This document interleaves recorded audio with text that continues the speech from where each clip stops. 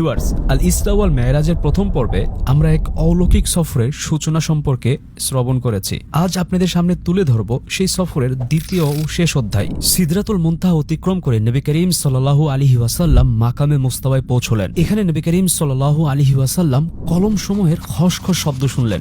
সেই কলম যেগুলো দ্বারা ফিরিশতারা আল্লাহ পাকের প্রতিদিনের নির্দেশ লিখে রাখে। এই কলমগুলো লৌহে মাহফুজ থেকে 1 বছরের ঘটনাবলী আলাদা আলাদা রেজিস্টারে লিখে নেন এবং শাবান মাসের 15 তারিখে সংশ্লিষ্ট ফেরেশতাদের হাতে তুলে দেওয়া হয়।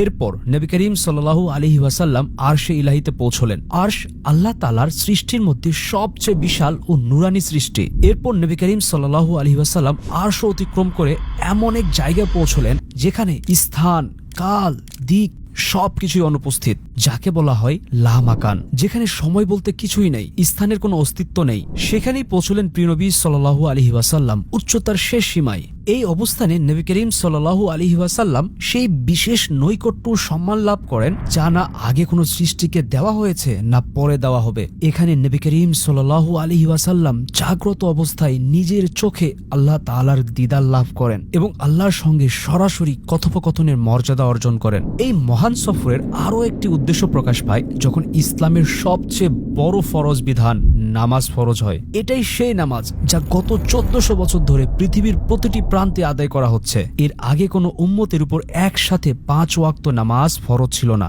মেরাজের পর মুসলমানরা মদিনায় হিজরত করেন, সেখানে ইসলামের প্রথম মসজিদ নির্মিত হয়। এই নামাজই মদিনায় এমন এক শৃঙ্খলিত শক্তিশালী সমাজ ব্যবস্থা গড়ে তোলে যা অল্প কদিনের মধ্যেই রোমান ও পারস্যের মতো বড় 2 সুপার পাওয়ারকে পরাজিত করে। উল্লেখ্য, প্রথমের নামাজ 50 ওয়াক্ত ফরজ করা হয়েছিল।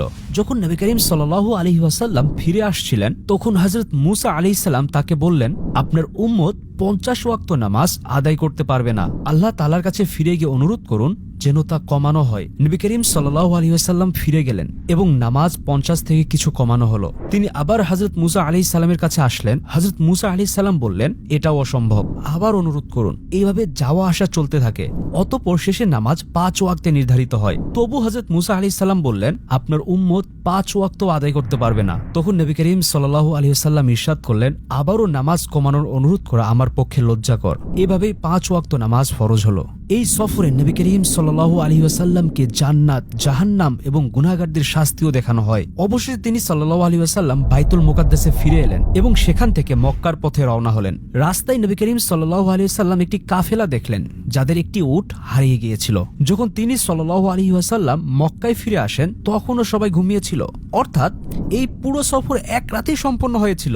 যখন তিনি মক্কায় ফিরে এলেন তিনি জানতেন এই কথা বললে মক্কার লোকেরা উপহাস করবে। তবুও তিনি সাল্লাল্লাহু আলাইহি ওয়াসাল্লাম তাদের সবকিছু স্পষ্টভাবে জানিয়ে দিলেন। ফলস্বরূপ মক্কার লোকেরা তাকে নিয়ে হাসাহাসি শুরু করলো এবং বাইতুল মুকাদ্দাস সম্পর্কে প্রশ্ন করতে লাগলো, কেননা তারা জানতো যে নবী করিম সাল্লাল্লাহু আলাইহি ওয়াসাল্লাম আগে কখনো সেখানে যাননি। তিনি সাল্লাল্লাহু আলাইহি ওয়াসাল্লাম প্রতিটি প্রশ্নের সঠিক উত্তর দিলেন। ফলে সবাই হতবাক হয়ে গেল। তিনি সেই কাফেলার কথাও বলেন যাদের উট হারিয়ে গিয়েছিল এবং কিছুক্ষণ পরই সেই কাফেলা এসে উপস্থিত হলো যা তার কথার সত্যতা প্রমাণ করলো। তবুও এই ঘটনার সত্যতা অনেকে বিশ্বাস করলো না। কিন্তু যখন হযরত সাইয়েদুনা আবু বকর রাদিয়াল্লাহু তাআলা আনহুর কাছে খবরটি পৌঁছালো তিনি এই ঘটনার সত্যায়ন করলেন এবং বললেন, যদি নবী করিম সাল্লাল্লাহু আলাইহি ওয়াসাল্লাম বলে থাকেন তাহলে তা অবশ্যই সত্য।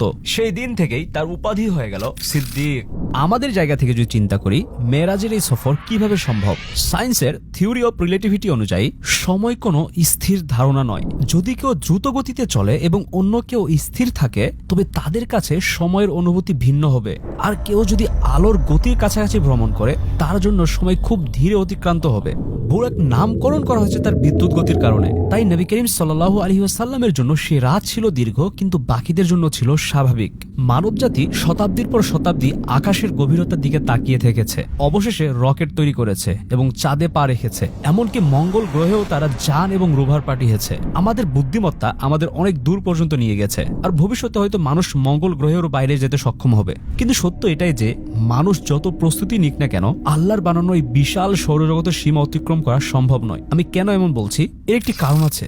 গবেষণা বলছে বিজ্ঞানীরা এখনো পুরোপুরি জানতেই পারেনি এই মহাবিশ্ব আসলে কি দিয়ে তৈরি। এর প্রায় 95% এমন কিছু দ্বারা গঠিত যাকে আমরা ডার্ক ম্যাটার এবং ডার্ক এনার্জি বলি, যা আমরা না দেখতে পারি না বুঝতে পারি না স্পষ্ট করতে পারি, কিন্তু মেরাজের এই সফর সমস্ত জাগতিক সীমা ও সময় পরিসরে গণ্ডি ভেদ করে পৃথিবীর কেন্দ্র থেকে আসমানের সর্বোচ্চ স্তর পর্যন্ত এবং তারও উপর এমন এক স্থানে পৌঁছেছিলেন যেখানে স্পেস নামক ধারণাটিও শেষ হয়ে গেছে। আর এটাই নবী করিম সাল্লাল্লাহু আলাইহি ওয়াসাল্লামের আল ইসরা ওয়াল মেরাজের সফর। এই সফর কোনো স্বপ্ন ছিল না, কোনো আধ্যাত্মিক দর্শনও ছিল না, বরং এটি ছিল শরীর ও আত্মা উভয়ের সফর। এটি যেভাবে মুমিনদের ইমানের পরীক্ষা, আবার তাদের হৃদয়ের প্রশান্তির এক উপায়ও বটে।